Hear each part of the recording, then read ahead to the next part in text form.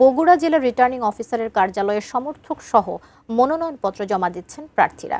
বগুড়া ৬ আসনে বিএনপির ভারপ্রাপ্ত চেয়ারম্যান তারেক রহমান এবং বগুড়া ৭ আসনে বেগম খালেদা জিয়ার পক্ষে মনোনয়নপত্র জমা দেওয়া হয়েছে। সেখান থেকে বিস্তারিত জানিয়েছেন উত্তরাঞ্চলীয় ব্যুরো প্রধান চপল সাহা।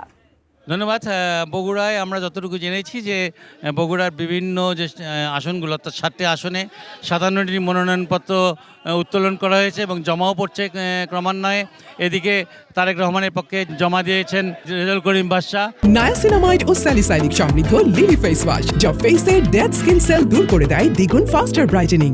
জেলা বিএনপি সভাপতি, আবার এদিকে বেগম জিয়ার যিনি উপদেষ্টা হেলালুজ্জামান তালুকদার লালু, তিনি এসেছেন জমা দেওয়ার জন্য বেগম জিয়ার পক্ষ থেকে।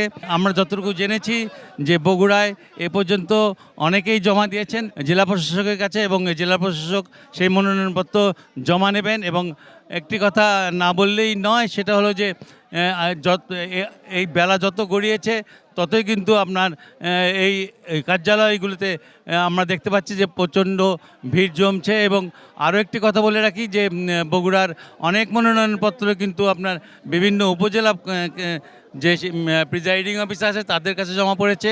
আর এখানে রিটার্নিং কর্মকর্তার কার্যালয়ে আমরা দেখতে পেলাম যে এই মুহূর্তে তারেক রহমান এবং বিএনপি চেয়ারপারসন বেগম খালেদা জিয়ার মনোনয়নপত্র জমা পড়ছে।